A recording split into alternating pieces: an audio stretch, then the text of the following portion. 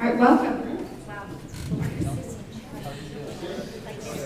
Well, I just want to first thank you for being here tonight. My name is Tricia Sheffield. I'm the president of the Lewis Alliance of Board of Trustees.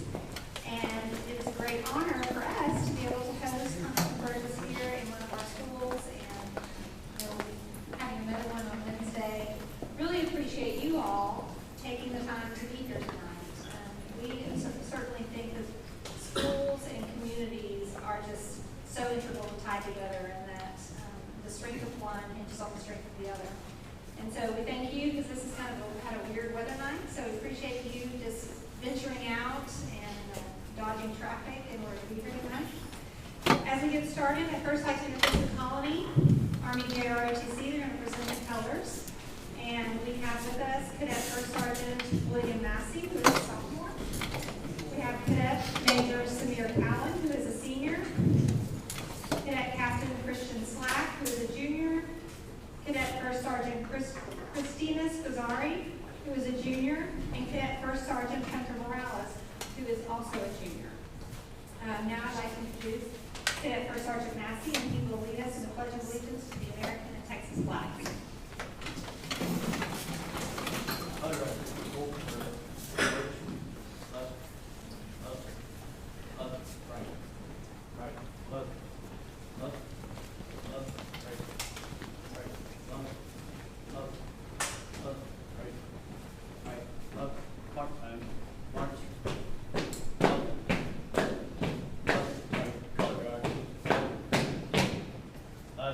Face, freeze, and colors.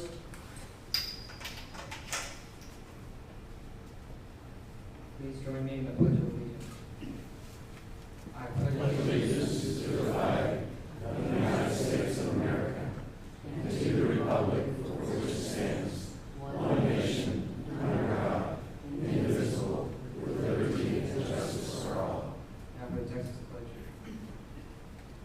On our Texas flag, I pledge allegiance to thee, Texas, one state, under God, one and indivisible. Carry colors. Pose colors.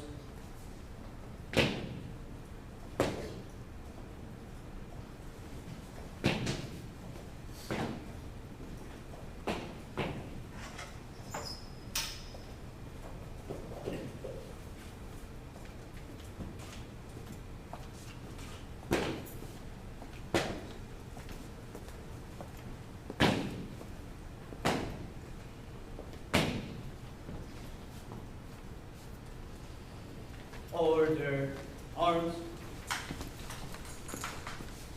right, face, forward, march, up, up, up, right, up, up, You may be seated. up, right, up, up, up. Thank you, students. We appreciate you being here tonight. Before we begin, before I introduce Dr. Burgess, I'd like to recognize elected officials who are with us tonight.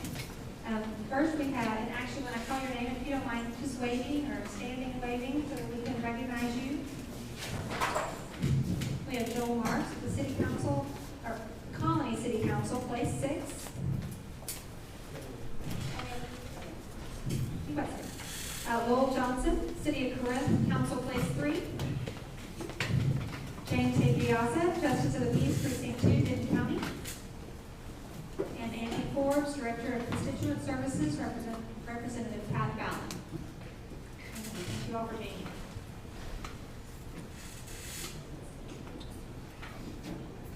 Well, now it's my honor to introduce to you Congressman Burgess.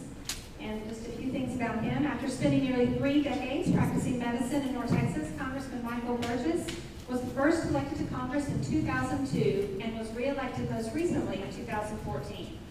Dr. Burgess currently represents the majority of Denton County and parts of Tarrant and Dallas counties. Dr. Burgess serves on the prestigious House Energy and Commerce Committee, and for the 114th Congress, he is the chairman of the Subcommittee on Commerce, Manufacturing, and Trade. He also serves as a member of the Health and Oversight and Investigation Subcommittees. In addition, he is a member of the Rules Committee and the Helsinki Commission.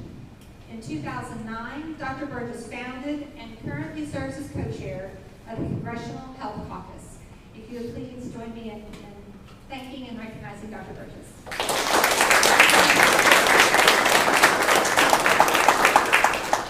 Thank you, President Sheffield, for being here, for that kind introduction.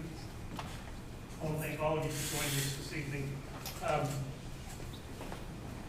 This will be a relatively informal exchange. Tonight is not about me, it's about you.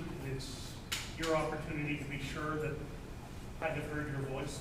Whether I listen or not is another thing, but you will know that I have heard your voice because you will have addressed me directly.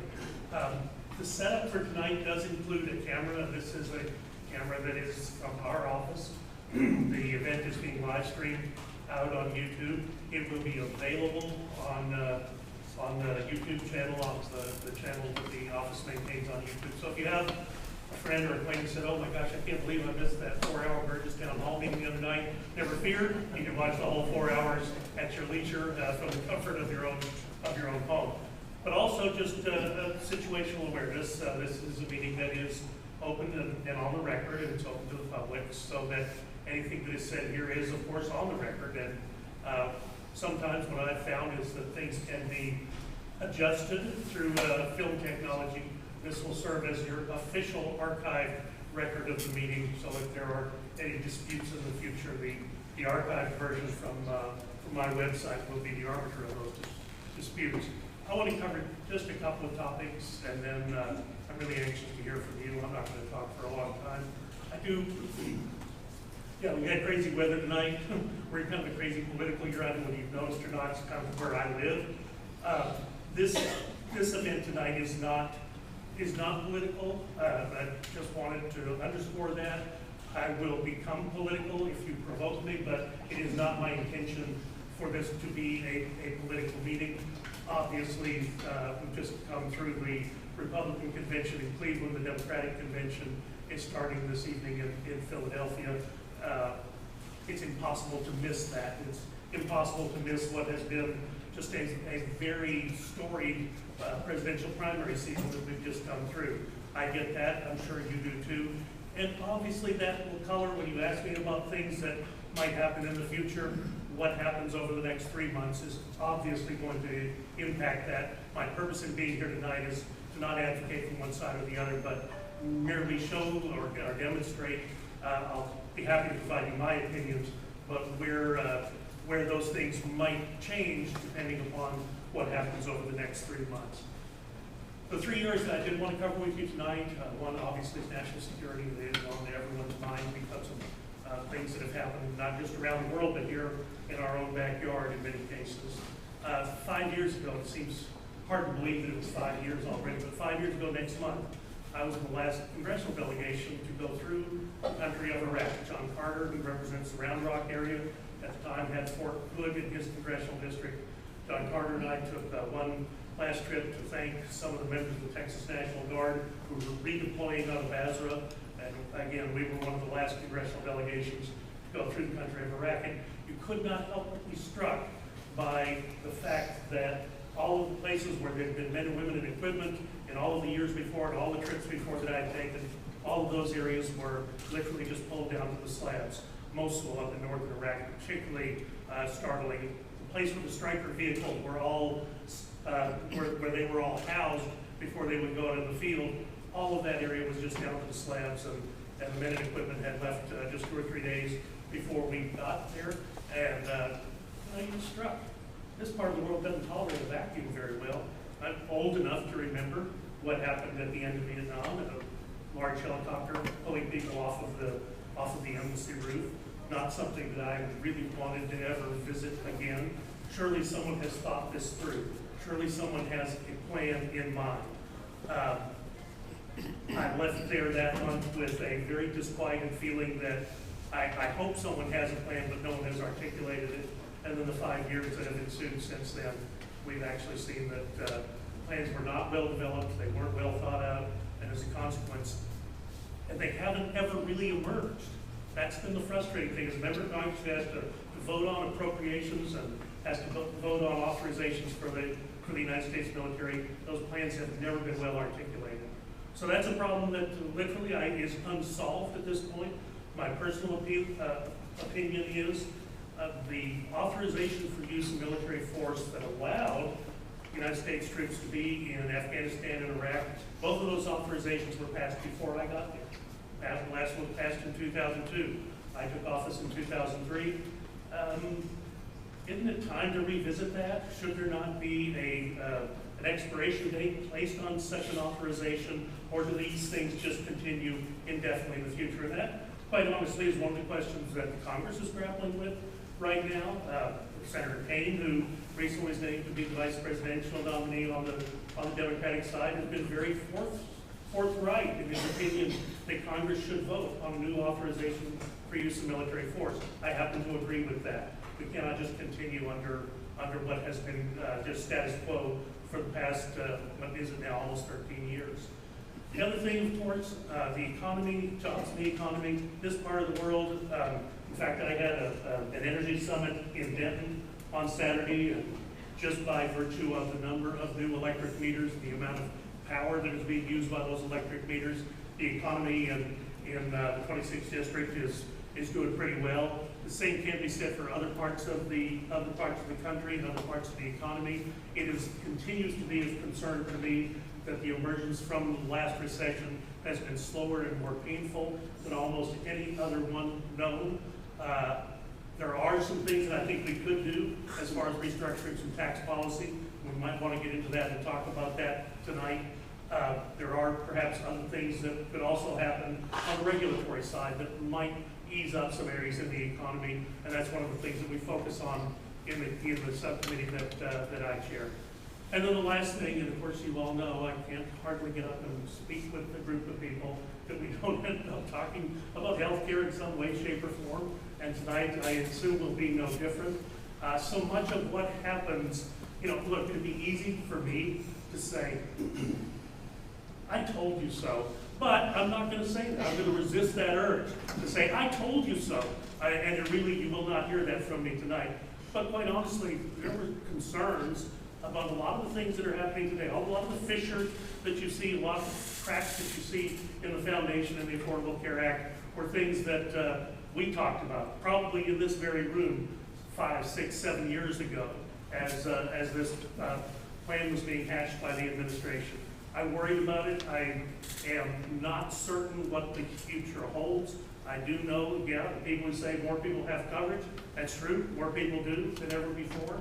What kind of coverage do they have? And I will tell you, from a physician's perspective, access to coverage is not the same as access to care. So what happens going forward is one of those things that is actually contingent on the outcome in November. And is it status quo or doubling down on the policies that have already been out there, or is it something completely different? And again, I hope we will all live long enough to see what the next chapter is there. I, for one, think there are some very dramatic things that could be done right now, even before the next presidential election. I haven't had a lot of success in trying to get those done. So those are just some of the observations I have for you as we start up this evening.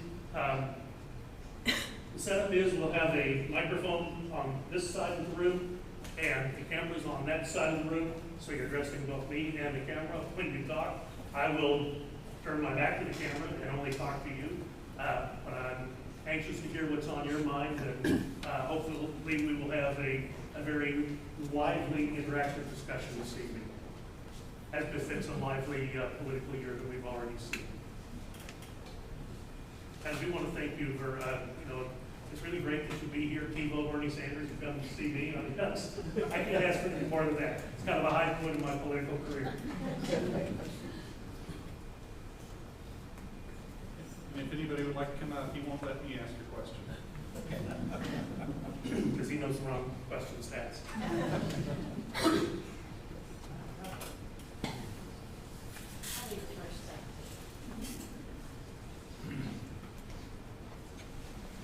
Thanks for coming out again. Appreciate all your town halls that you do for us in the district. I'm Linda John in the fiscal area, and I guess I'll ask a question about opioid legislation. So I know a bill was just signed into law, but I I'm wondering where you think we're going, when you get back in September, and where your priorities are as for opioid legislation. We, as physical therapists, of course, we recruit for physical therapy first versus medication for pain, and we know the problems that we have in this country with the overprescription of opioids, so I just want to know your thoughts on that.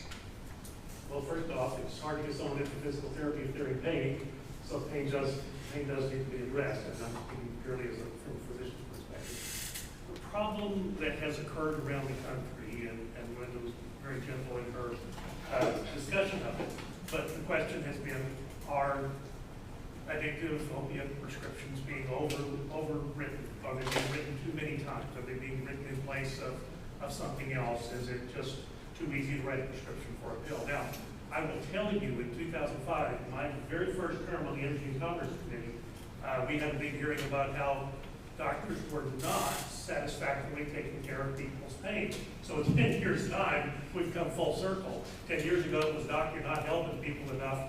10 years from now, it's doctor helping people too much. So somewhere along that continuum is the right answer. In 2005, we were told as physicians that pain ought to be the fifth vital sign. When you measure someone's pulse rate and respiratory rate and blood pressure, you also want to measure a pain level, because that is just as important as those other vital signs that you're actually recording in the patient's chart. There is also there has been a jurisdictional difficulty, a turf war, if you will, between people who are on the committee, like I am, an authorizing committee on energy and commerce, and then the people on the appropriations committee who actually write the checks to fund the programs. So there's been a disconnect. I am a big believer in what are called prescription drug monitoring programs. The Energy and Commerce Committee actually put one forward several years ago. Perhaps one of the good things in the bill that was signed by the President just last week was the fact that future activities in this prescription drug monitoring program are continuing. The other aspect, the one that has actually been funded by the appropriators, has more of a law enforcement focus to it. My feeling has always been, let's just collect the data and make sure that we're helping people with the right stuff at the right time. The other one is administered through the Department of Justice, and you can imagine sometimes people are reluctant to have their names put on that list because it can be hard to get off that list. So that's been one of the disconnects, and one of the things that when people say we got to do something about opiate addiction, I do think you have to provide people who are actually writing the prescriptions the ability to know, look, if this is the 8th prescription this person has gotten today, that makes a difference to me.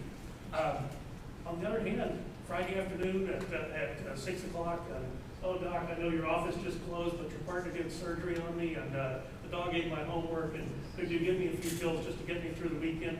And we're in a service industry. We're there to help people. We don't want people to be in pain, particularly someone who's just recovering from an operation from that rascal of a partner I had. So we will kind of provide the prescription for that person, but if it is drug-seeking behavior or if it's physician shopping that's going on, oftentimes we have no way of knowing that. That's where a prescription drug monitoring program could play a big role in cutting down on some of those duplicate and triplicate prescriptions that are written. The downside of not checking the problem with opiate addiction is the number of deaths that occur. We've all heard too many times the headlines in our communities of a promising young man or woman whose life was cut short because of an unfortunate therapeutic adventure or non-therapeutic adventure with an opiate prescription. And it does happen. And in communities such as the Colony, communities that we live in, this is one of the things that our police forces and our first responders are dealing with all the time. I'll tell you another thing that I would do that didn't happen in this bill, but if I ran the zoo, I would make Narcan, which is the opiate reversal medication, I would make that available over the counter. Anybody should be able to walk into the pharmacy and just buy it, no questions asked. You're not going to abuse it. I mean, the only potential abuse is if I'm on a narcotic high and I need to come down quickly, that's what I would do, but I mean, that's just not real life. It never happens. I would make that available so someone has a couple of doses in their medicine cabinet in case someone at one of their weekend binges or parties gets a little too that doesn't pace themselves and gets a little too intoxicated, I would make it available. First responders, to be sure, should have it on their ambulances. Policemen should have it in their squad cars. You respond to a call-in party and there is someone who's obviously an extremist, you're not going to hurt anything by giving them a dose of Narcan. Yeah, there are any number of things that could cause them to be unconscious, but if you give them a dose of Narcan, again, the only thing it's going to do is help if their loss of consciousness was due to an overdose of opiates. Dr. Burgess has been very good at trying to improve patient access for whatever discipline the patient needs, and I do appreciate that. But I really want to thank you for making it more publicly aware of the problem of opioid abuse, because we hear about it now, and we really take it to heart and how it's happening in our neighborhood. So, Thank you, Linda. Thanks for being here. Thank you for your help too with getting information back to my office when there was a question about people helping athletes at away games. yes. And No, thank you. I'll tell them about that later if we run out of people to All talk. right. All right, very good. Thank you.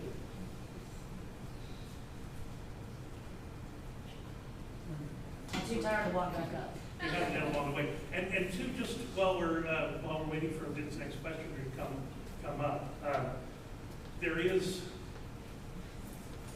I briefly mentioned some potential changes to tax law. Now, there's nothing right now, there's no bill pending before Congress, and a lot clearly depends on what happens in the fall election, not just to make up the House and Senate and the White House. But one of the proposals that has been put forward, and you all know me, I mean, I came to this office, I said, I want a flat tax, and that's what I think ought to happen. Other Republicans feel that fair tax is the only way to go, and we will have those arguments, sort of, an internal argument about that. The Democrats just sit back and watch us argue. Other people feel that a value-added tax would be the correct way to go. Chairman Brady, who is the chairman of the Ways and Means Committee, actually did a series of listening sessions with members of Congress from all over the country, and has put together the outline of a tax plan that really could form the nidus of what I think is long overdue in this country, which is fundamental tax reform. I think it is one of the things that's holding back our economy. I would love to see the day when you were able to file your income taxes on a postcard. I think a single rate would be the right way. Chairman Brady has proposed a 3-rate tax system, but it would still be one that you could file on a postcard. It is available for you to look at and provide me feedback. The website is better.gop. Healthcare, taxes, foreign policy, all are encompassed in that what is called the better way. So I encourage you to look at that and by all means provide me feedback on that. Yes, sir. Art, you had a question and wanted to make your way up here. We walk in front here. It's okay. Dr. Burgess, my name is Shannon Hill, as I forget this all. But I personally want to thank you very much for holding this town hall meeting, and also your little podcast that you also have. We always watch that too. My first question, I actually have two. One is... Can I mention about the podcast before we get off that? Sure, absolutely. Since you were kind enough to mention it. This is not something, every week, almost every week, we have the ability to send out a little video broadcast. Sometimes I go to a recording studio, so it's a little more professionally polished. Sometimes I'll record one, like after a meeting that we have tonight, where it's just kind of extemporaneous, and I just say what's on my mind. I try to keep it under 2 minutes. I will occasionally veer to a little bit longer. It's I try to have at least a minute video so that it's worth your while to open the attachment. I cannot send it to you unless you ask me. So this is not something where I buy your name in an email list and just blanket it out there for so everyone gets to see the latest thing I think about whatever. But there is a place on the website for you to opt in, and if you'd like to receive those, clearly they're available to you at no charge. Okay, thank you. The first question is, there has been some issues with the VA and getting medical help for our veterans. And at one point, there was a plan that was initiated, and I was wondering, what's the status of that plan? Because I've heard some negative things about veterans still not being able to get, so I was just wondering what Congress is doing to fix the situation on that. Well, that's a great question, and thank you for asking, because it's something that occupies a large part of my time as well. Even though I'm not on the Veterans Committee, with our facility here in the district, in the district outline that I used to represent, where I had a big part of Tarrant County, we in fact got an enormous new veterans clinic built down in Southside Fort Worth in 5 years' time. It was kind of a record, and that is a template that I'm trying to replicate up here on the Denton side of the line. But what I think you're speaking of is what was called the Veterans Choice Act. Yes. And this was the end of July, I guess, 2 years ago now. $18 billion on top of the regular $140 billion appropriation for veterans care, the VA program, an additional $17.5 billion that was put into the system right now, just right now, to take care of the backlog. And then a year later, a year and a half later, 2 years later, backlog is still there.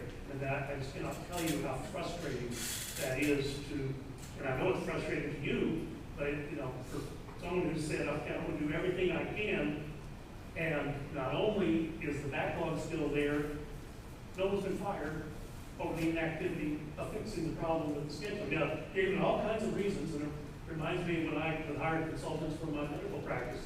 They say if you pay for excuses, you'll get the best money you can buy. And that's, unfortunately, I mean, it's funny, but it's not funny because it's the VA rate.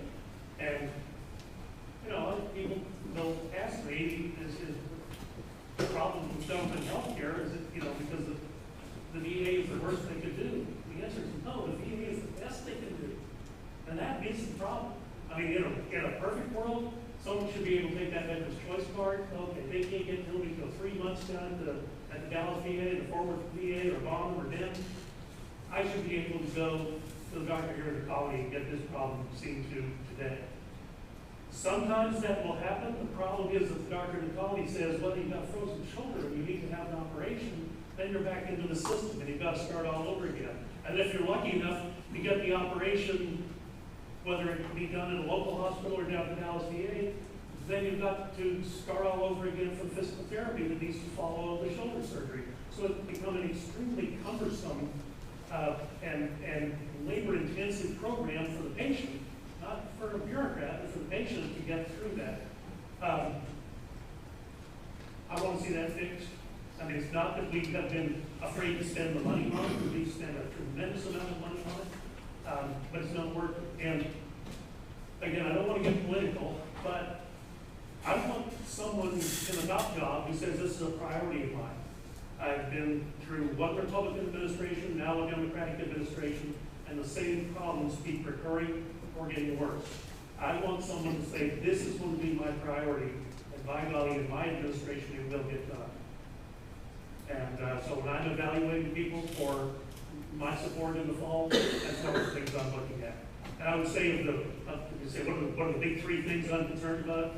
VA care, border, tax reform. And if I got somebody to put a priority on those three things, I'm there. Okay, thank you. The second question is, a lot's being said about all the different trade programs that we have, about NAFTA, about the World Trade Center. Can you kind of give us pros and cons and a summary of what's really the truth? And I'll just sit down. Well, you tasked me with a big responsibility because I love to tell you what's the truth, but I'm going to tell you what's my opinion. And if you'd asked me when the year I first ran, do you generally support free trade? The answer is yes. I mean, trade is good for our economy, certainly good for our Texas economy. Our Texas economy is very dependent upon trade. You were trying to ask me about NAFTA. NAFTA was kind of like that when I got there back in 1994. I really haven't been there that long, although some days it seems like that. Has NAFTA been good for Texas as I look around? I think on balance, the answer is probably yes, but it's hard to be absolutely sure because I can't tell you that I remember well enough what life was like before that and how things are different now and how they've changed. Now, I do remember CAFTA, the Central American Free Trade Agreement, in 2005, and that was a pretty bitter fight on the floor of the House. To tell you the truth, I wasn't all that keen on supporting it. I didn't really have anyone at home who was saying, we want you to be for that trade agreement. The Bush administration, to be sure, wanted to get that passed and said it was important. You've got, I think it was 6 Central American countries, plus at the end they tacked the Dominican Republic on it, so it became CAFTA-DR. This was supposed to not just help our producers in this country access to new markets, it was supposed to help their economies, and these were at least 4 of those countries were countries that had troops fighting alongside ours in Iraq. So it was kind of a big deal. Well, CAFTA passed. It didn't pass by more than 1 or 2 votes on the House side. I think it passed a little easier over on the Senate side. So I asked the Congressional Research Service this year, okay, we're 10 years after CAFTA. It was a tough vote for me. Again, I had people at home that did not want me to vote for it. No one said, we want that trade agreement passed, other than President Bush. I did cast a vote in favor of it. So 10 years later, what did we get? We got a ton of unaccompanied minors from Central America coming across the border 2 years ago, and it was like there was no tomorrow. You couldn't turn it off. Well, wait a minute, their economies are supposed to be better because we entered into these trade agreements. The bottom line is the Congressional Research Service did that 10-year look back for me. Took them a while to get it to me because I think I was the only person who was interested in it. And the answer was it's kind of a wash. You know, there were some things that maybe were a little bit better, and some things were the opposite of better. But after 10 years, it wasn't like we got much for having put that agreement in place. Do you put things at risk when you do something like that? And this is where, you know, fast forwarding to now, 10 years later, well, President Bush had something that was called Trade Promotion Authority. Trade Promotion Authority was given to him early in his first term, actually before I got there. Trade Promotion Authority meant that his administration, the U.S. Trade Representative, could, on behalf of everyone in the United States, could go negotiate a trade agreement with that country. And when they all signed off on it, it would come back to Congress, but it was either a yes or no vote. We didn't get to amend it, we didn't get to change it in any way, and it was simply a yes or no vote that Congress had. Now, the founders, of course, thought that treaties ought to be done. They didn't trust the House to do treaties. They were only supposed to be done in the Senate, and it took 2/3 of the Senate to vote for a treaty. That's a pretty high bar to get 2/3 vote in the Senate. So the idea of these trade agreements, these fast tracks, came around, and President Bush, rightly or wrongly, used that a lot during his administration. CAFTA being probably the last and the largest of all of them. Korea, Panama, Peru were some others that had come up along the way. This time, Trade Promotion Authority expired during the Bush administration. The Democrats had taken over in the 2006 election. They didn't like trade agreements, so we weren't going to do any more trade agreements. But President Obama did ask for Trade Promotion Authority about a little over a year ago. And we had a big debate last year, in calendar year 2015, had a big vote on whether or not to extend Trade Promotion Authority to President Obama. I voted against it because the negotiations, as far as I could see, were all being done in secret. We weren't allowed to know stuff ahead of time unless you signed a pledge and went down to the secret room and promised that you wouldn't divulge anything that was in these very confidential proposals. But alongside the trade agreements are what are called trade and services agreement, where basically you're giving up some U.S. sovereignty to a tribunal that's who? Not the United States.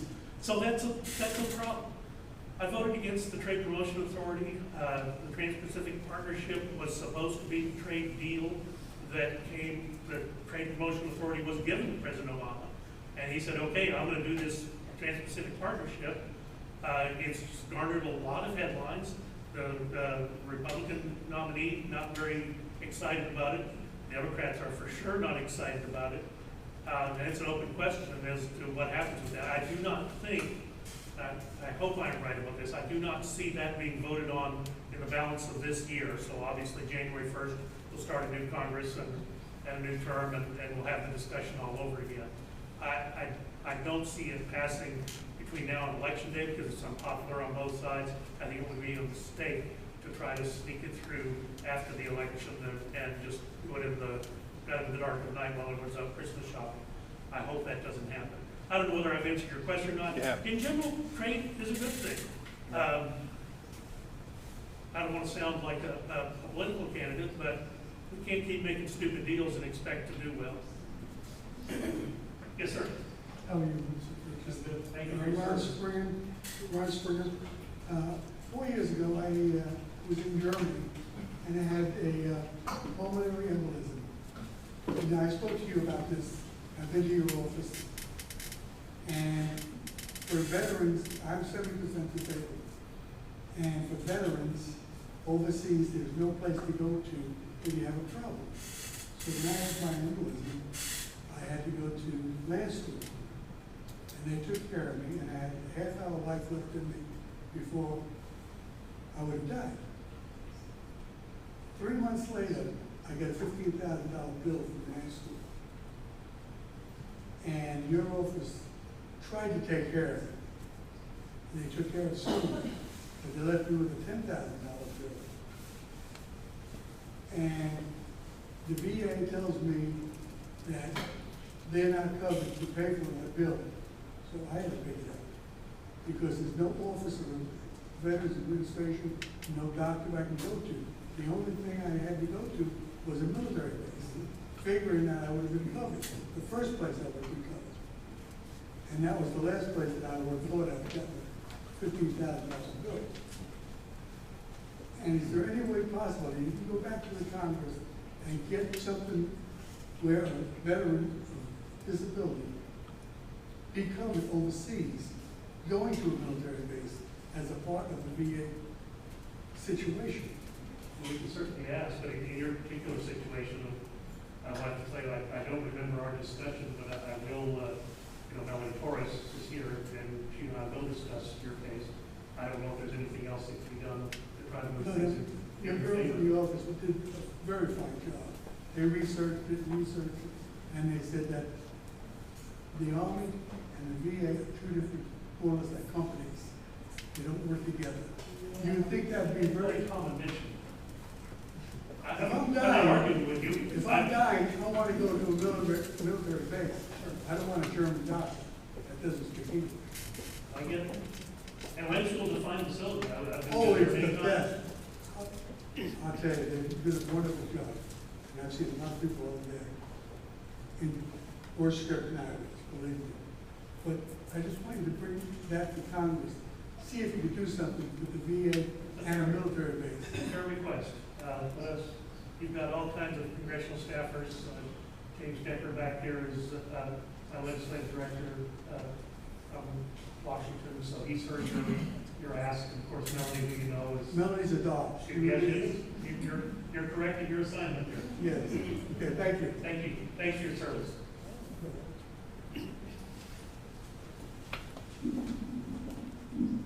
Good evening. My name is Carla Collier, and I am the former SDEC representative for District 12 in Denton County and Perry County.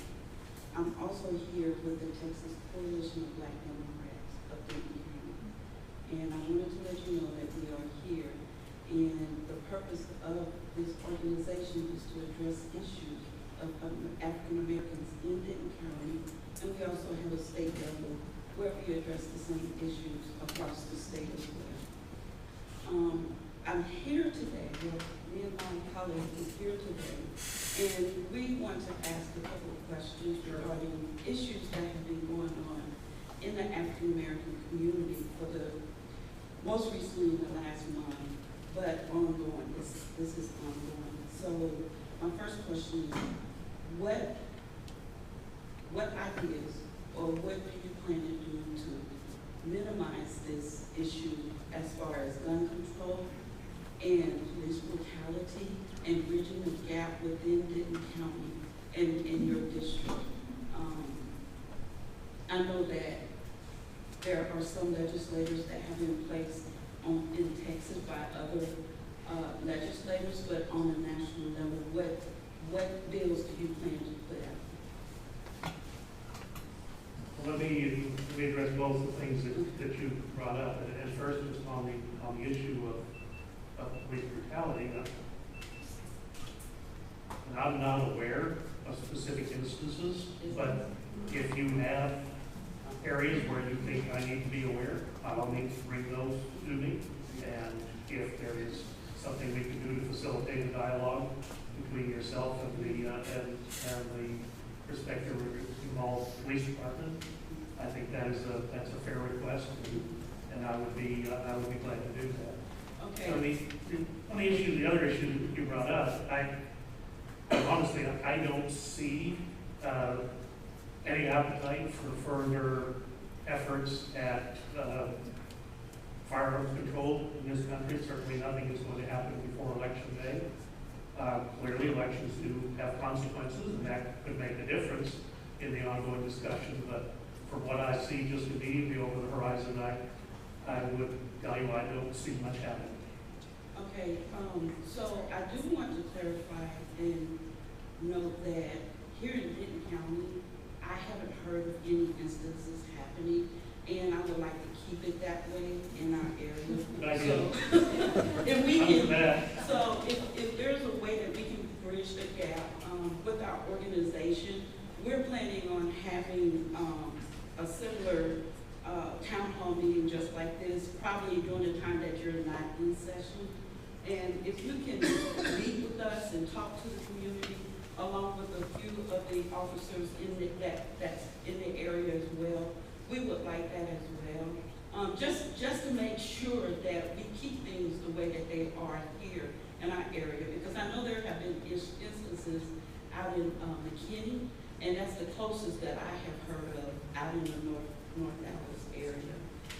Number two, in relation to gun control, I understand that nothing will be voted on before the election, but after the election, when you're back in session, I mean, this is a serious issue across the country and across the world.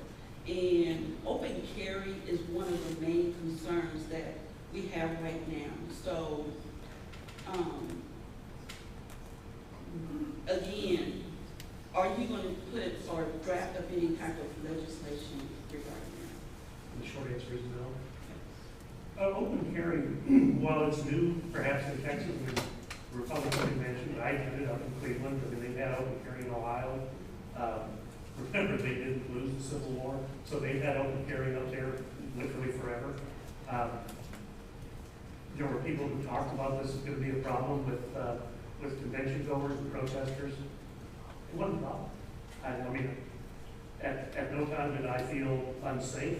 I will credit the Cleveland Police Department, the Ohio Department of Public Safety. We had some of our own police departments. I saw Austin officers, I saw Fort Worth officers on the streets of Ohio helping, and it just wasn't an issue.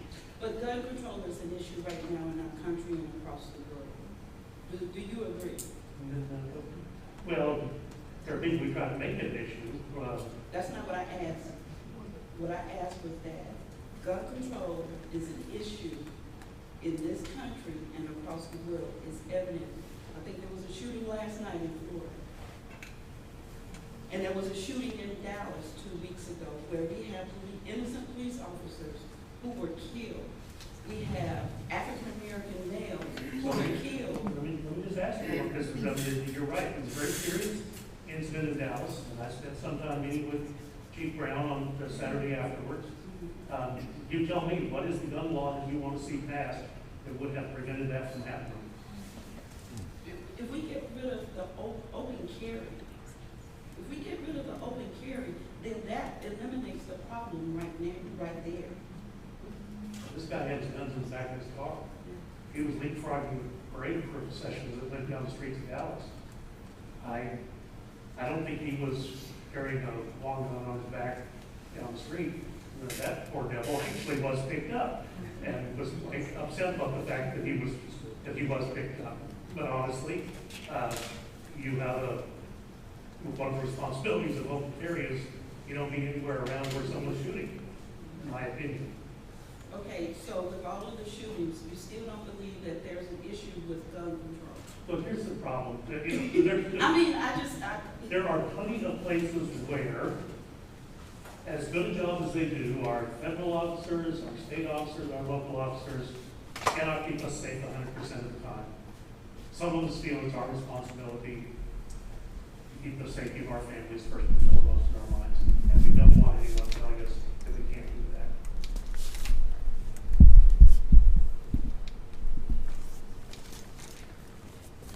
Okay, so as far as bridging the gap and making sure that we keep things the way that it is here in your district, you are willing to appear at a meeting with us and discuss some of the issues that we would like to speak with you about?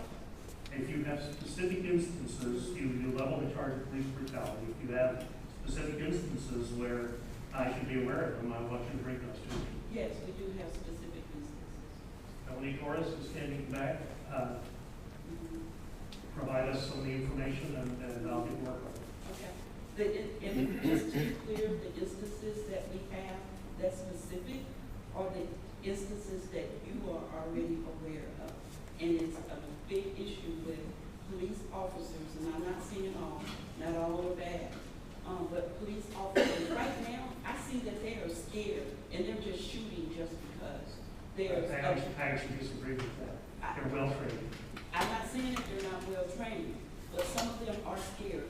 We had an African American that was shot, and his hands were up the entire time, and he was shot. And he asked the officer, "Why did you shoot me?"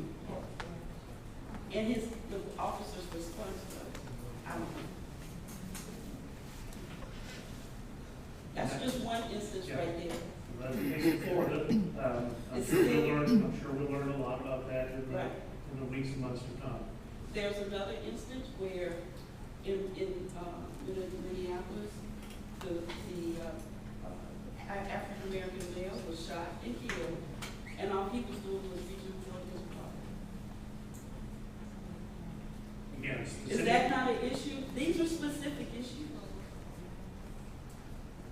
As you know, the jurisdictional responsibility for police officers is within that municipality or that state jurisdiction.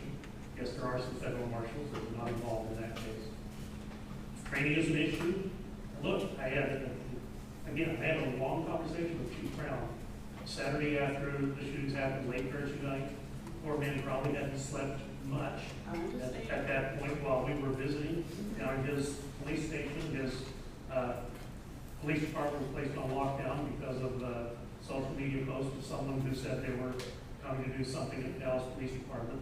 But what Chief Brown shared with me is, there are some instances where there is surplus military equipment, Kevlar vests, types of sights we have on our guns that really would be helpful. So I'm going to ask him a question about a public policy question. He said, look, that's not my job. My job is keeping people safe. If you can help me with these things, I would appreciate your attention to them. And that is the direction I took out of that meeting, and that is a direction that I'm going to take very seriously. And in fact, working with a couple of the other representatives, Pete Sessions was there, Mark Vesey was there, and we were going to work on those things. Okay, and so. But I've got no quarrel with how Chief Brown trains his men. Oh, no, I think that was a great guy. an example, front and center of what community-based policing should be. Exactly. And they were marching along with the marchers. They weren't there in any way hostile. I understand. I clearly understand. My concern is within Denton County, and so with youth in the position that you are with the U.S. Congress, in caring about other people, right, and making sure that we don't have those to happen in our district in creating laws to eliminate that. Well, the gentleman in Dallas broke plenty of laws at that time. Yes, it did. Yes, it did, but also did other police officers across the country. Other police officers across the country. Like I said, we don't have. There is a system to investigate and hold accountable those who need to be held accountable. I'm all for that. But they're not held accountable. That's an issue. But the system that we have, I represent the people in the 26th district, which is 75% of Denton County. I can't take control of Minneapolis, Minnesota. I can't take control of Orlando, Florida. I represent the people that I represent. I try to do a good job with that. I respond to what they tell me and what they ask me.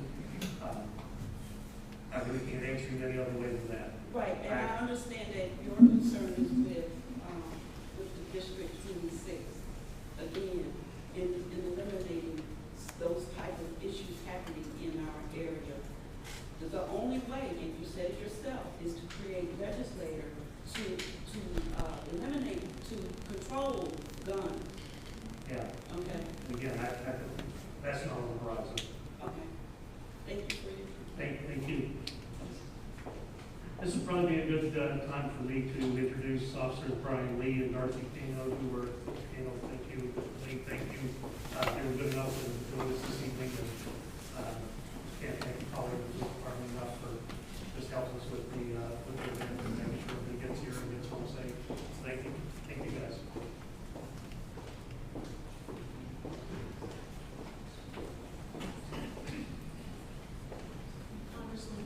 My name is Deirdre Collins. There's two things I want to talk about just very briefly. First of all, I'm not a firearms expert. I don't own a gun, don't like guns. I do understand that there are people that feel a need to own a gun to protect themselves and their family. What I don't understand is why the gun lobby, the NRA, and a lot of other people feel like it's okay for individuals to own AK-47s or AR-17s or whatever they're called, weapons that you just keep firing, and these magazines that have tons of bullets in them that are used often in a lot of these things, like at the theater in Colorado and other places. Why can't we as a country outlaw those types of weapons? Still allow people to have a handgun if they want to, but why do we think it's necessary to have these weapons that can shoot a lot of people in seconds? And do you agree that limiting those kinds of firearms and ammunition would be a step in the right direction? First off, fully automatic weapons,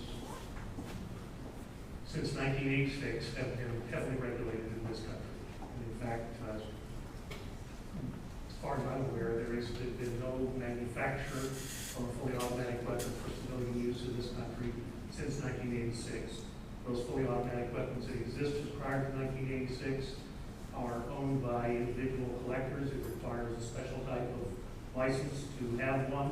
The license itself is difficult to get and can consume a number of years of someone's time trying to get that license. So from the standpoint of a fully automatic weapon, I don't think that's an issue. Now, some people do object to having a semi-automatic weapon. That is, every pull of the trigger, the cartridge is discharged, but it has to be a separate pull of the trigger. It's not something where you press the trigger and a volley of bullets comes flying up. Right now, I don't see that there is a national will to do away with the semi-automatic weapon. It is, for the most part, a cosmetic treatment that when people say it's a military-style weapon, it's a cosmetic treatment of that weapon that causes it to look like a military-grade weapon. But in fact, they're a semi-automatic, they're not a fully automatic rifle as might be employed by some of the armed services. I don't see any in the area that I represent, I will just tell you, I mean, the calls are 1,000 to 1. Don't do this. Don't further erode Second Amendment rights by restricting purchase of a certain type of weapon. I just don't see that, again, the political will. Now, people are talking about it a lot this week at the Democratic Convention. We'll see what they're able to do. In some ways, perhaps the fall election will be a referendum on, we want more gun control, we want status quo. And that may very well be the case. But right now, I don't see anything changing. That's a real shame, as far as I'm concerned.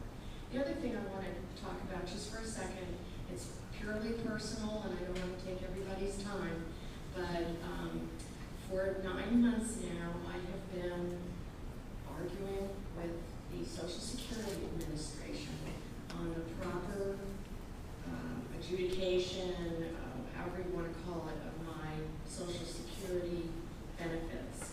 Melanie, for the last 5 months, has been a huge help in resolving about 5 separate issues that I have with Social Security. All of them that have been resolved were resolved to my satisfaction. I was right, Social Security was wrong. There's one last issue that I am still trying to get properly addressed, and that is the Social Security Administration double paid me for 2 months. I notified them that they were double paying me. They had no clue. It took them 4 months and Melanie on their backs to get that resolved. However, now they want those 2 overpayments back. Fine, I'd love to give you them back, but I don't want to have to pay the double Medicare payment that you paid Medicare. That's not my responsibility.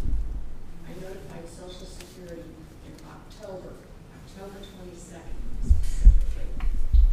Today, July 25th, I still have no resolution.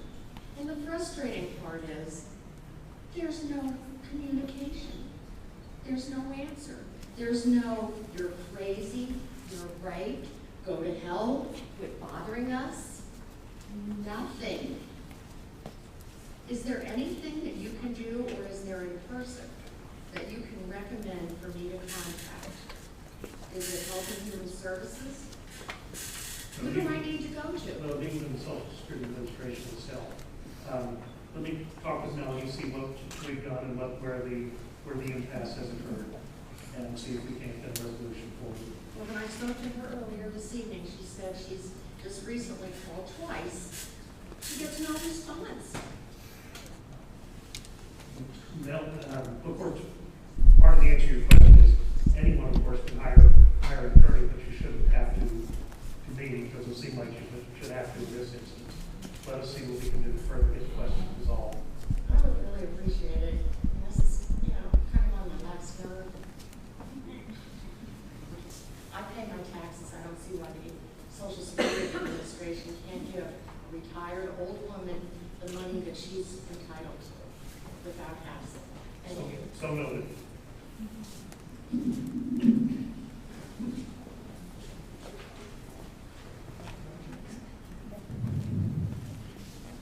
I just want to address the 2 young ladies about gun control. Yes, sir. France and Germany have the most strict gun laws in the world, and look at where it got it. We need to have our guns open, because if you're in a restaurant and people come in shooting, you want to be able to protect yourself. And I also want to thank the men in blue that we have around protecting us.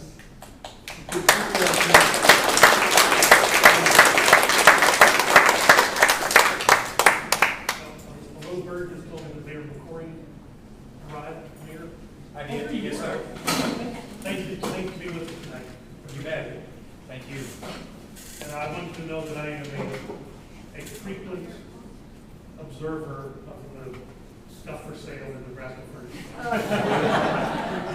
That's great to hear, because they get a lot of my paycheck too, so. Sir, I'm sorry. My name is Brandon Chesapeake. Thank you for being here. Dr. Reed, we really appreciate your time for the next couple of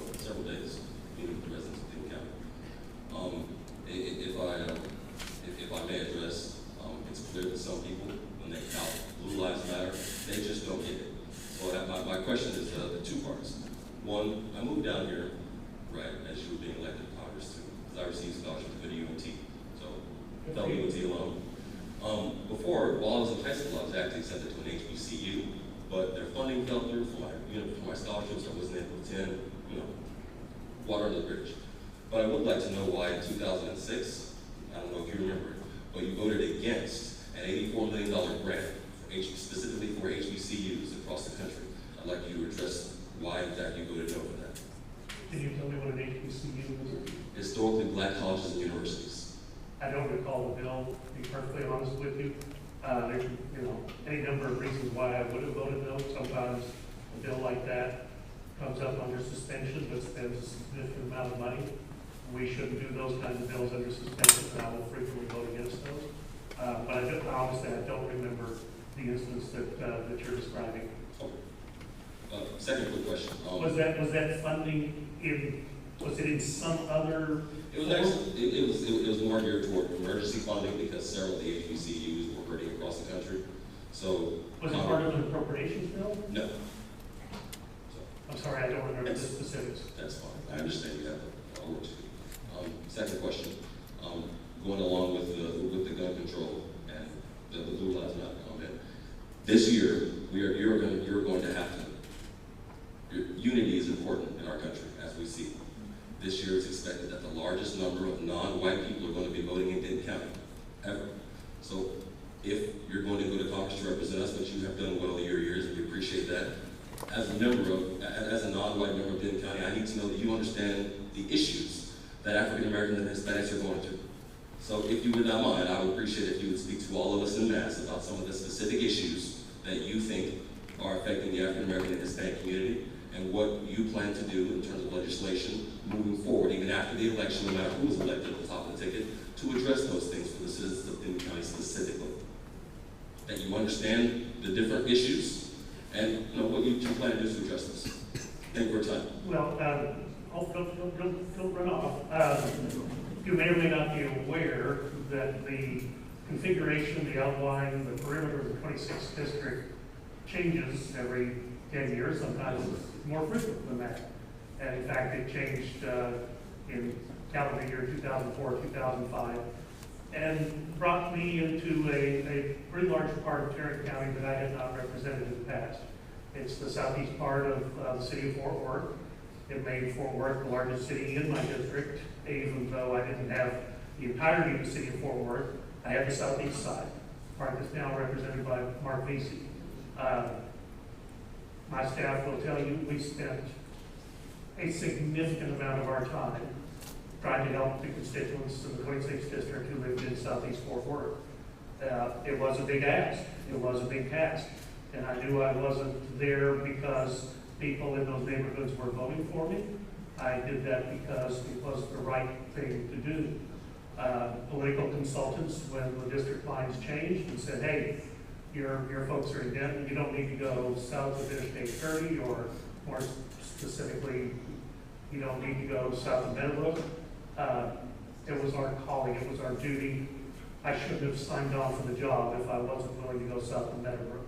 So we took that charge very seriously. I have a district office on the south side of Fort Worth.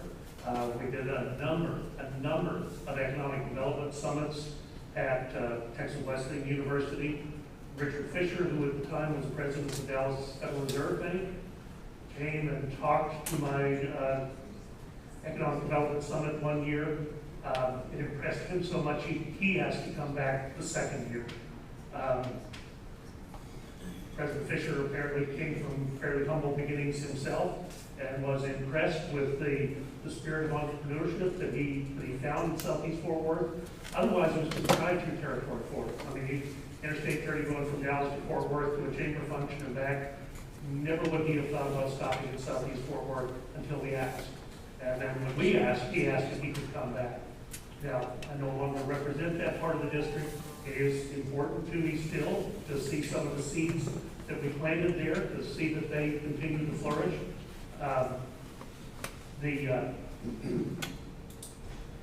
What was the Masonic home on the east side of town was up on the auction block.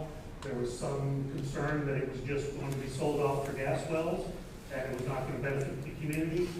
We worked hard on the economic development side to see that there were grocery stores, because there weren't in the neighborhood.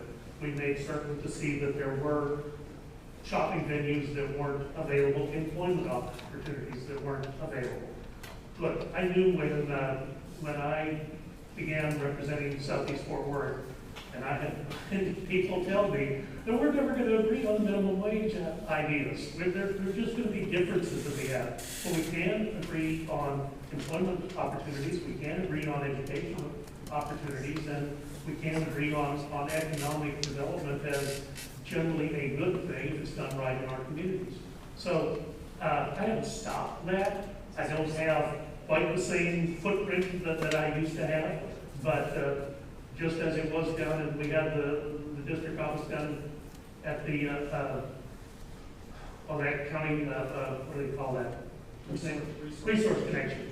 We had an office down Resource Connection in Fort Worth. We still, the door's still open. Anyone who wants to come in and talk to me about those issues, and people do, it is it's still an ongoing part of the discussion. It's still an ongoing part of the representational challenge that I have. I got to try to represent everybody that's in the district. Sometimes we'll agree, sometimes we'll disagree. That answer your question? So in terms of minority communities, your efforts are purely economic? Educational, economic development, and employment. Can you speak about education? Well, within the city of Denton, within the Denton School District, what is it, a jewel of when I was in high school, what we would call shop. People who want to, and this is for anyone, college is not for me, but I want to be able to get a good job when I get out of high school. And the Advanced Technology Center within the school district, I'd like to see more of those types of opportunities available up and down Denton County. This was done, of course, with private money. This was people who stepped up and funded what's now called the Grove Center. But if you want to be a court reporter, if you want to be an automobile mechanic, if you want to be a draftsman, these are employment opportunities that are available for someone with a high school diploma. So you go to these classes in addition to your regular course load at high school. You still have to receive your high school diploma, but the day you do, you've actually got an employable skill. And just from what I've seen on that campus, that has been a tremendous advantage that they've supplied. When I actually represented that part of Fort Worth, they didn't have that kind of an opportunity. It was startling. It was we'll help people after they failed, not we'll help people get off on the right foot. You know what I mean? The most economic activity. We're in the land of opportunity, right? And, you want the right tools in the toolkit. If someone says, I want you to be for another federal program for me, that's probably not the place I'm going to be. But I'll help you be everything you can to your ability. If there's a way to do that, absolutely. The mayor's waiting on us. That's okay. That was a good conversation. Dr. Burgess, thank you very much for coming in Yes, Mr. Mayor. and speaking to us. Congressman, I'm listening to you, not speaking to you. I'm listening to you. First of all, I want to thank you for your support of the Second Amendment. That's not really why I came up here to talk, but I just wanted to say thank you. I'd also like to add, to the comments for the folks here, about the gun violence and things. I think that the answer, and I think that the Colony is an example of a city and why we don't have these turmoils now. And I believe that why we don't have the turmoils that the other cities do is because we all live in an unsegregated, community. We all live next door to each other. We're all our neighbors, and it doesn't matter, what your walk of life or where you come from, so there's no special part of town that's this or that. We're all blue collar or white collar. workers. That's a very valid observation. I remember the day they broke ground on what was then, I guess, the Fox and Jacobs housing development. That's correct. And everyone thought, are you crazy out in the middle of that cotton field? And he flourished. Yes, and we have. And I think that the other thing is incumbent on you and I as, political leaders in the community. I think it is our responsibility to look to those economic, advances, as you were talking to this gentleman about, because I think providing those economic jobs and opportunities, to our citizens is what keeps that city healthy and thriving, and looking to the future and looking to build things for their kids. And that's what we as the city council of the colony believe in. And we think that this is an example to show, that we all can live together in harmony, have a good time. We can build great things, here, places to go shop and play, and that community will thrive.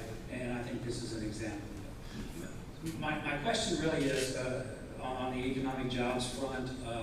Our budget continuing to climb as fast as it is. It's getting ready to approach, fast being the third largest payment that, the U.S. is going to have to make is on the debt. How are we going to salvage this and get this pushed back in the other direction? We are so far in the hole now. How can Congress stop spending today in order to even put that back in play 10 to 20 years from now to get back towards a balanced budget or a plus? Well, one way to do that would be to write it into law, in the constitutional amendment to balance the budget, and those will come up. Unfortunately, they don't pass with a 2/3 majority because there's greater than a third of the House and the Senate who don't want to live under those rules, same rules your state legislature has to live under in, I guess, 49 of the states in this country. States have to balance their budget by law. They cannot deficit spend. I'm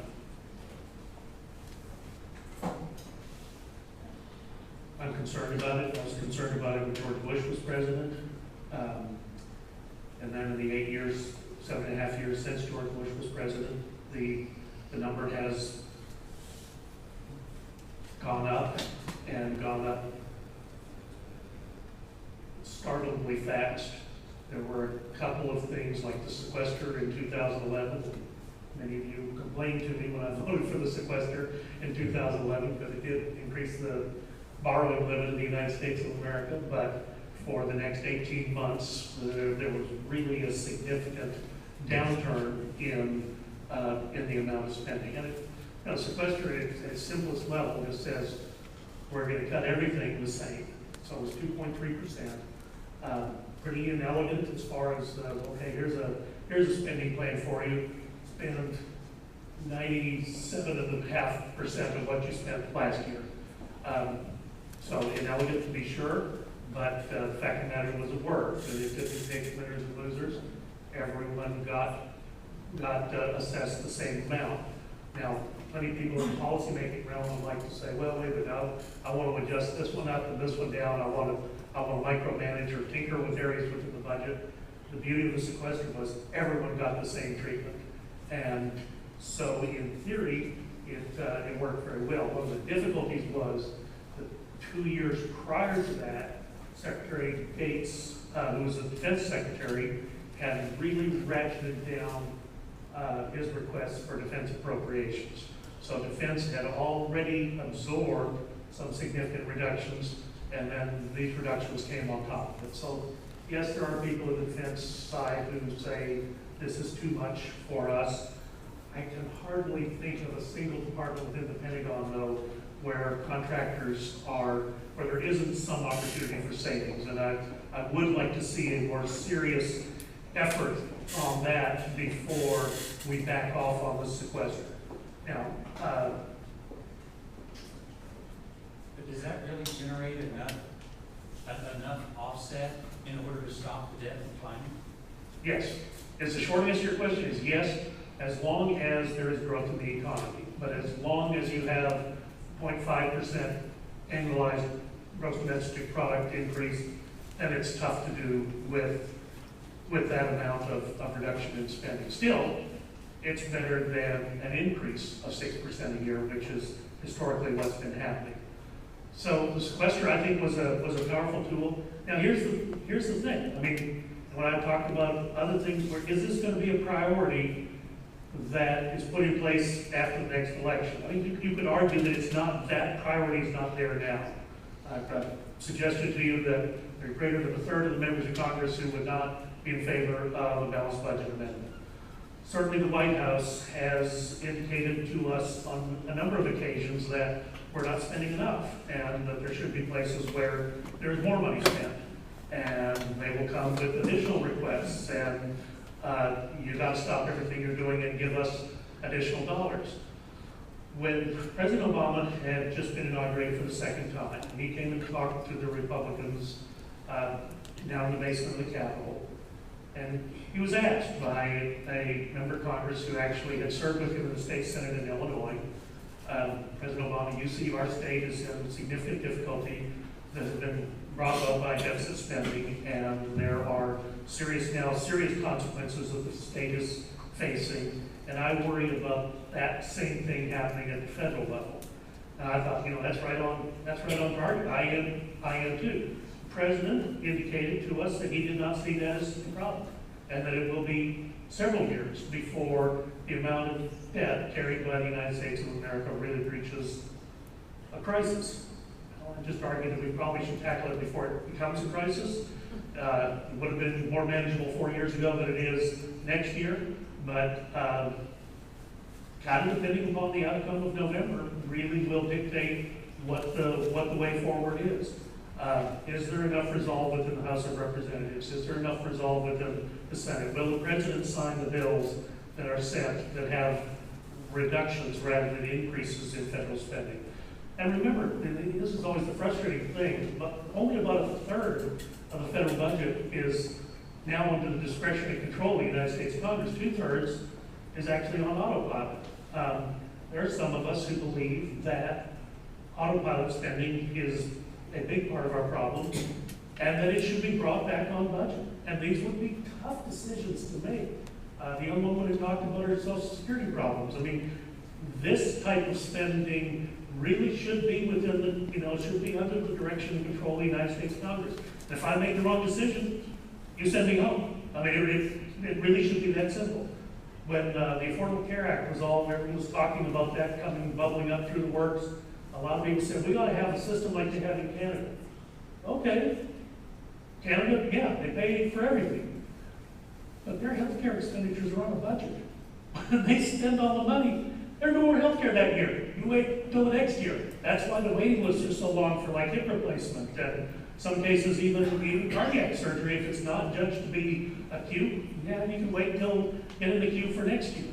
That's why you hear about people coming to the United States to have their procedures done. If they can afford it, they say, I don't want to wait. I don't want to hurt for another year. I don't want to run the risk of having a catastrophic cardiac event. I'll go to Henry Ford Hospital in Detroit and have it done. And Henry Ford Hospital in Detroit does a lot of business with relatively wealthy Canadians who come across the border to have their work done. But they put all their healthcare spending on a budget. I'm not saying that would be easy. I'm not saying that that's a job that I don't even necessarily relish. But maybe it's necessary. Maybe that's part of the necessary hard choices that we're going to have to make as a country. And if we don't make them this year or next year or the year after, there will be a point at which they have to be made. Thank you very much. Thank you, Mr. Mayor. Hello. So clearly it's probably no surprise that as a school board trustee, I'm a staunch advocate of our public education system. By and large, I think everyone was thrilled with the Every Student Succeeds Act because it rolled back some of the federal overreach of kind of control of public education in our country. We believe that decisions made locally are the best decisions. We know our community, we know our students. We can make decisions better than the state can and the federal government can. My concern right now is that the John King Department of Education has created some additional, or he's tacked on some things to ESSA, which, in our opinion, just put us right back where we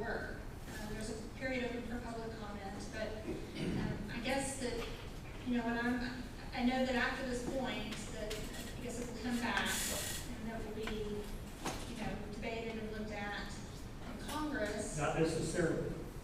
Well, that scares me. It should.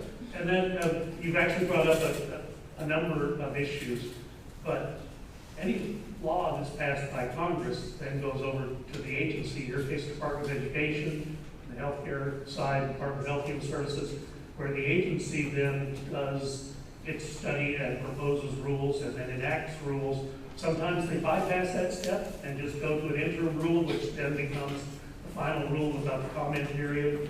And I fight the FDA on that sort of stuff every day of the week. But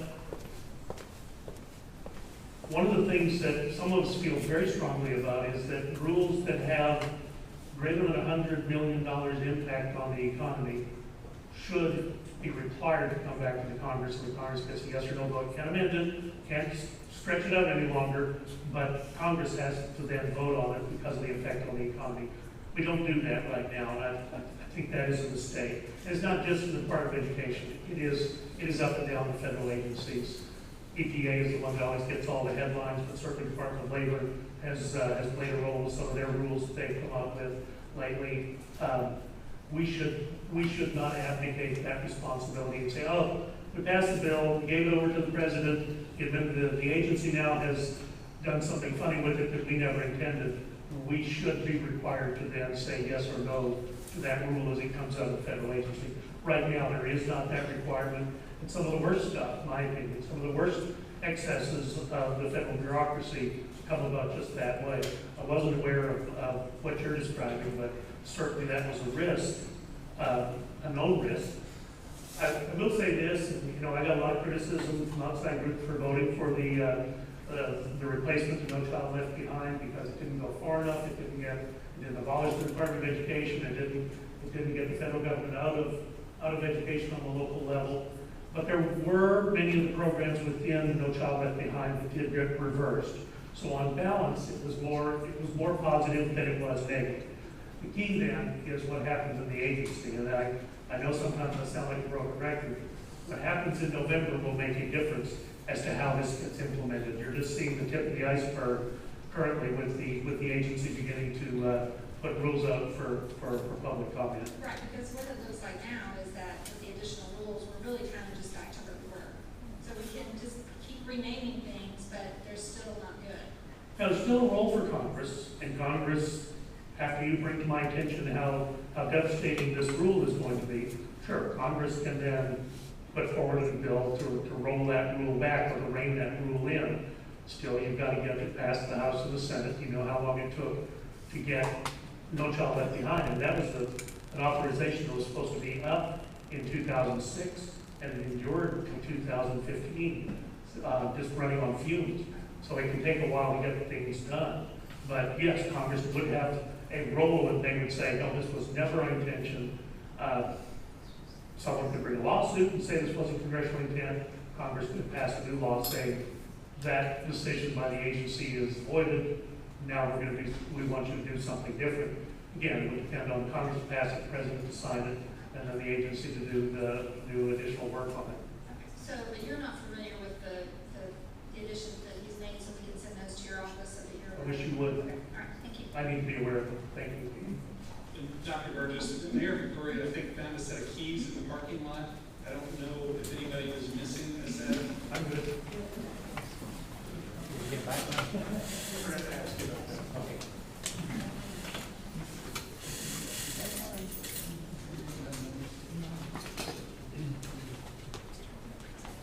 Yes, sir. One more question. If you don't mind, I'd like you to 2-minute response because I literally have to run across town to work tonight. As you talked about, money and in terms of congressional spending, I believe in 2006 and recently 2015, you voted against increases in federal funding to fight the war on drugs. As someone who has a seat on the Citizens Board of Highway Safety in the state of Texas, we know that a lot of drugs come up this I-35 corridor. I'm not going to ask you to stand here and speak specifically in terms of those votes, but I will ask you to speak to the spirit of those votes. Is there a specific reason why you're not in favor of more federal government monies to help fight the war on drugs? Are you of the opinion that the money needs to be allocated to the states for them to fight in their specific ways? How do you feel about that? Well, first off, how's it work? Have we solved the problem? Is more money going to solve the problem? I don't know the answer to that. Yeah. Now, the previous questioner brought up about the opioid bill that passed in the House and the Senate and went to the President for signature. I mean, everybody recognizes we got to do better with what we're doing. And when layering more money into the Department of Justice to arrest people, I'm not sure it's solving our problem. Further answer, clarification, or addition to our earlier discussion, Eric reminded me that I was instrumental in working with Roy Brooks, who's the Democratic County Commissioner, in getting a federally qualified health center set up in Southeast Fort Worth. And we've similarly got one up and going in Denton. So those are opportunities for low-income individuals. And while I have some differences of opinion on how those are administered, generally they are good and positive things for the community. And I just want to share that with you. Thank you. And thanks for getting everything there on time. Yes, ma'am. I'm going to say welcome to the Collins High School. I have 2 students here. My question is kind of lighter. For 2 years, I've been trying to contact your office and find out how the student entered the congressional art contest. The first time I contacted you, the deadline had already passed. And the person that was helping me, I kept her name and emailed her, and then she let me know she wasn't working for you any longer.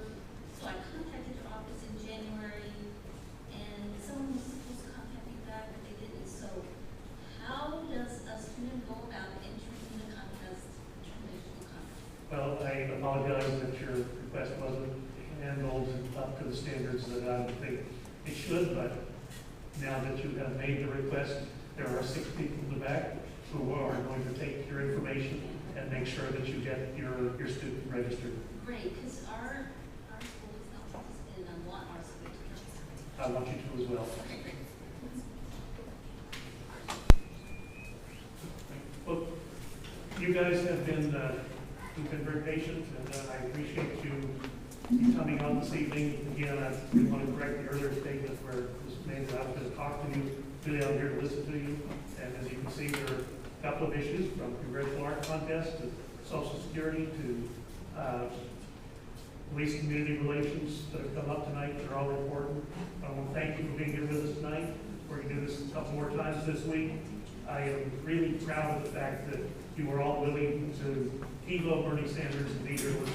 Thank you.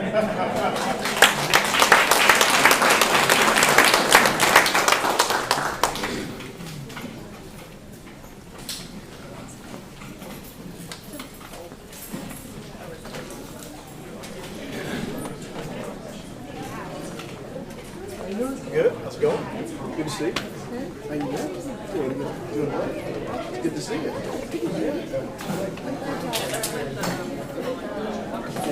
Yeah, we had a meeting in executive session. Showed up. Everybody else is out of town. It was kind of a last minute emergency executive session, so we got to talk. Christina let me stay later, so the mayor.